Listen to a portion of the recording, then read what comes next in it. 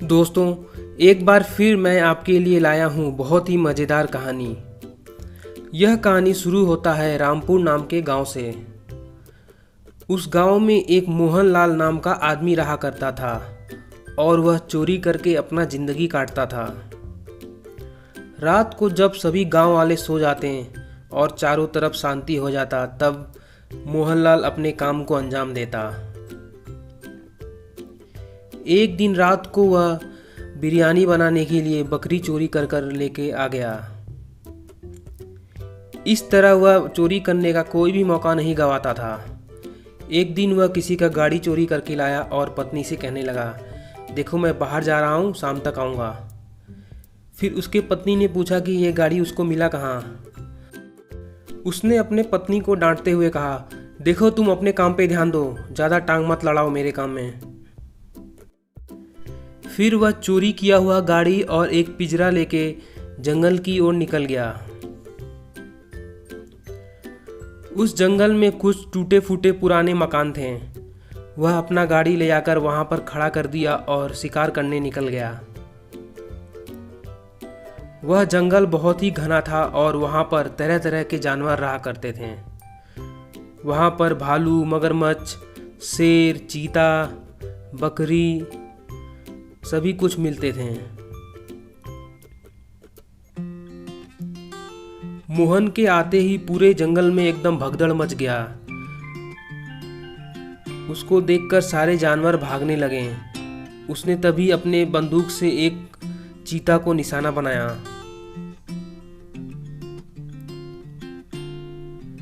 चीता के पास आते ही उसने बेहोश करने वाली गोली चला दी और चीता जमीन पर गिर गया।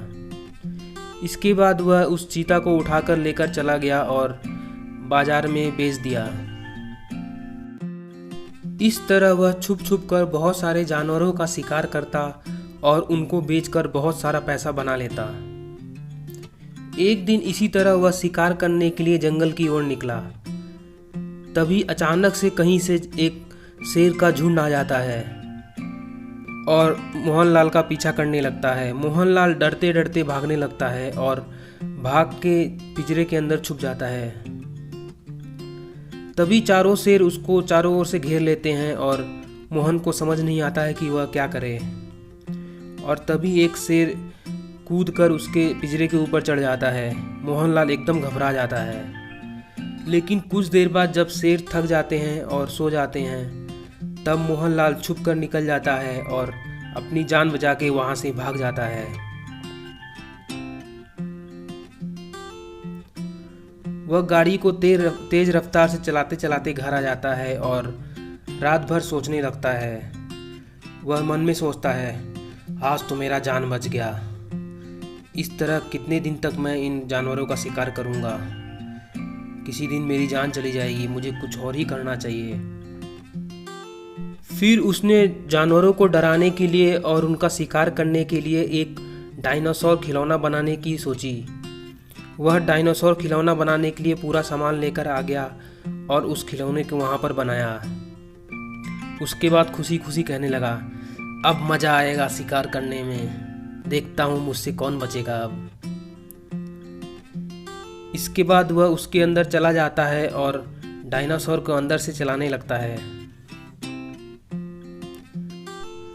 उसने उस डायनासोर को बहुत ही भयानक बनाया था ताकि उसको देखकर सभी जानवर डर जाएं। उसके बाद उसका इस्तेमाल करके वह शिकार करने लगा। जिस जंगल में मोहनलाल शिकार किया करता था, उसी जंगल के पास एक सुंदरपुर नाम का गांव था और उस गांव से शहर को जोड़ने वाली एक सड़क थी।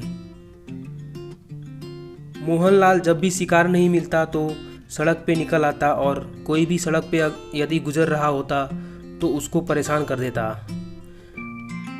डर की वजह से लोग अपना गाड़ी बहुत तेज चलाने लगते और उनका सामान नीचे गिर जाता।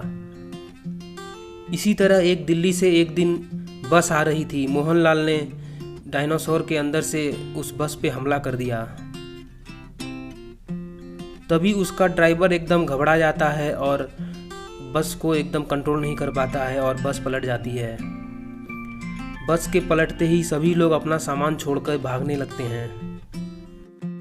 फिर मोहनलाल ने सभी यात्रियों का सामान लूट लिया। इसी तरह उस सुंदरपुर नाम के गांव में एक टिंकू नाम का लड़का रहता था। वह बहुत ही होशियार था। एक दिन उसने अपने पिताजी से कहा कि उसको खिलौना बाइक चाहिए। उसके पिताजी खिलौना बाइक लेकर आ ही रहे थे कि उस डायनासोर ने उनका भी पीछा कर लिया और वह बाइक नीचे गिर गया। टिंकू के पिताजी ने टिंकू को कहा, बेटा मैं तुम्हारे लिए वह खिलौना बाइक ला ही रहा था कि रास्ते में एक डायनासोर की वजह से वह बाइक नीचे गिर गया। उधर मोहनलाल सारा सामान चोरी करके अपने गाड़ी पे लाद के घर वापस लेके चला गया। इसी तरह एक दिन टिंकू अपने दोस्तों के साथ स्कूल से आ रहा था। तभी फिर वह डायनासोर सड़क के बीच में आ जाता है और दहाड़ने लगता है। उसको देखते ही टिंकू और उसके दोस्त साइकिल को एकदम तेज चलाकर भागने लगते हैं, लेकिन डायनासोर उनका पीछा करने लगता है। तभी टिंकू की फ्रेंड नेहा साइकिल लेके नीचे गिर जाती है और अपना जान बचाने के लिए वह भागने लगती है। टिंकू साइकिल से उतर के एक पेड़ के पास छुप जाता है और अपने बैग से ड्रोन निकाल के नेहा को बचाने की कोशिश करता है। ड्रोन के पास आते ही नेहा उस ड्रोन को पकड़ लेती है और उसका जान बच जाता है। फिर टिंकू उस डायनासोर का पता लगाने के लिए उस ड्रोन से उस डायनासोर का पीछा करने लगता है और पीछा करते करते वह टूटे फूटे मकान के पास पहुंच जाता है। वह वीडियो कैमरा से अपने टीवी में लगा के पुलिस और अपने गांव वालों को दिखाता है। सभी गांव वाले देख के चौंक जाते हैं कि वह तो एक खिलौना डायनासोर है। फिर टिंकू अपने ड्रोन में आग छोड़ने वाला मशीन लगा देता है। जैसे ही वह डायनासोर सड़क के पास आता है, वह ड्रोन से उस पर आग लगा देता है। डायनासोर में आग लगते ही उसके अंदर से मोहनलाल बाहर निकल जाता है। फिर पुलिस वाला उसका खूब धुलाई करता है और उसके बाद उसको पकड़ के जेल में बंद कर देता है।